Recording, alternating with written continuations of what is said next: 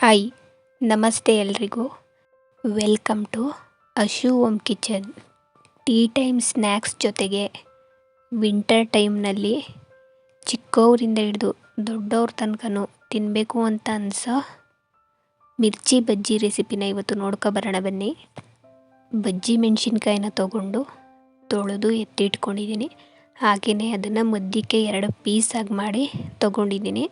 ಇನ್ನೂ ಚಿಕ್ಕದಾಗಿ ಬೇಕು ಅಂತ ಹೇಳಿದ್ರೆ ಮಧ್ಯಕ್ಕೆ ಇನ್ನೂ 1 ಪೀಸ್ ಮಾಡಿ ಅರ್ಧಕ್ಕೆ ಕಟ್ ಮಾಡಿಕೊಂಡ್ರೆ ಆಗುತ್ತೆ.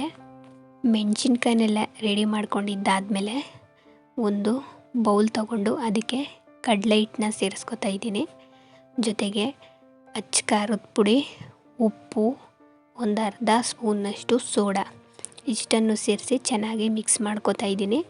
ಜೊತೆಗೆ 1 ಸ್ಪೂನ್ನಷ್ಟು ಸೋಂಪನ್ನು ತಗೊಂಡಿದ್ದೀನಿ. ಇದು ಆಪ್ಷನಲ್, ಬೇಕು ಅಂದರೆ ತೊಗೋಬೋದು, ಬೇಡ ಅಂದರೆ ಸ್ಕಿಪ್ ಮಾಡ್ಬೋದು. ಹಾಗೆ 1 ಸ್ಪೂನ್ನಷ್ಟು ಎಣ್ಣೆ ಹಾಕಿ ಮಿಕ್ಸ್ ಮಾಡ್ಕೊತಾ ಇದ್ದೀನಿ. ಜೊತೆಗೆ ಸ್ವಲ್ಪನೇ ನೀರನ್ನ ಸೇರಿಸಿ ಹಿಟ್ಟನ್ನ ಕಲಿಸ್ಕೊತಾ ಇದ್ದೀನಿ. ಒಂದೇ ಸಲ ನೀರನ್ನ ಸೇರಿಸ್ಕೋಬಾರ್ದು.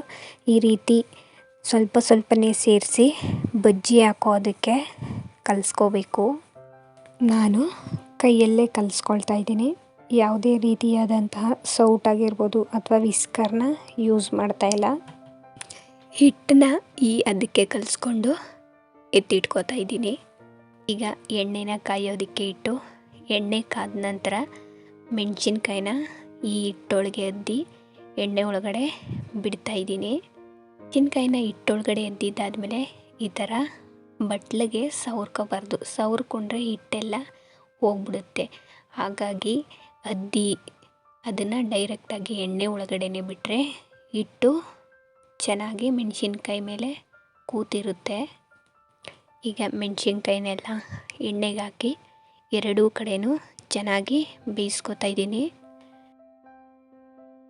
ಮೆಣಸಿನ್ಕಾಯಿನ ಎಣ್ಣೆ ಒಳಗಡೆ ಹಾಕೋದಕ್ಕಿಂತ ಮುಂಚೆ ಉರಿನ ನಾವು ಕಡಿಮೆ ಮಾಡ್ಕೋಬೇಕು, ಇಲ್ಲಾಂದರೆ ಸೀದೋಗ್ಬಿಡುತ್ತೆ.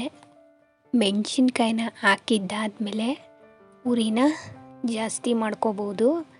ಜಾಸ್ತಿ ಮಾಡಿಕೊಂಡು ಈ ಥರ ಎರಡೂ ಕಡೆನೂ ಬೇಯಿಸಿ ಎತ್ತಿಟ್ಕೊಂಡ್ರೆ ತುಂಬಾ ಚೆನ್ನಾಗಿರುತ್ತೆ. ಒಂದು ಹದವಾಗಿ ಬೇಯಿಸ್ಕೋಬೇಕು. ಅತಿಯಾಗೂ ಬೇಯಿಸೋದಕ್ಕೆ ಹೋದರೆ ಸೀದೋಗುತ್ತೆ. ನೋಡಿಕೊಂಡು ಅದಕ್ಕೆ ಬಂದಮೇಲೆ ಎತ್ಕೋಬೇಕು. ಈಗ ಬಜ್ಜಿ ಪರ್ಫೆಕ್ಟಾಗಿ ಬೆಂದಿದೆ. ತಿನ್ನೋದಕ್ಕೂ ಅಷ್ಟೇ ಚೆನ್ನಾಗಿರುತ್ತೆ. ಮಾಡಿದ ತಕ್ಷಣವೇ ಎಲ್ಲರೂ ಖಾಲಿ ಮಾಡಿಬಿಡ್ತಾರೆ. ಉಪ್ಪು ಖಾರ ಎಲ್ಲ ಕರೆಕ್ಟಾಗೆ ಇದೆ. ಬೇಕಿದ್ರೆ ಒಂದು ಬಜ್ಜಿ ತಿಂದು ನೋಡಿ, ಸ್ವಲ್ಪ ಉಪ್ಪು ಖಾರ ಕಡಿಮೆ ಅನಿಸಿದ್ರೆ ಉಳಿದಿದ್ದ ಹಿಟ್ಟಿಗೆ ಇನ್ನೂ ಸ್ವಲ್ಪ ಉಪ್ಪು ಖಾರನ ಸೇರಿಸಿ ಮಿಕ್ಕಿದ ಬಜ್ಜಿಗಳನ್ನ ಹಾಕ್ಕೋಬೋದು. ಈಗ ಬಜ್ಜಿ ರೆಡಿಯಾಗಿದೆ. ನೋಡಿ ಎಷ್ಟು ಚೆನ್ನಾಗಿ ಬಂದಿದೆ ಅಂತ. ತಿನ್ನೋದಕ್ಕೂ ಅಷ್ಟೇ ಚೆನ್ನಾಗಿರುತ್ತೆ. ಇವತ್ತಿನ ಈ ರೆಸಿಪಿ ನಿಮಗೆ ಇಷ್ಟ ಆಗಿದರೆ ಪ್ಲೀಸ್ ಲೈಕ್ ಮಾಡಿ, ಶೇರ್ ಮಾಡಿ, ಕಮೆಂಟ್ ಮಾಡಿ, ಹಾಗೆಯೇ ಸಬ್ಸ್ಕ್ರೈಬ್ ಮಾಡಿಕೊಂಡು ನನ್ನ ಚಾನಲ್ಗೆ ಸಪೋರ್ಟ್ ಮಾಡಿ. Thank you for watching.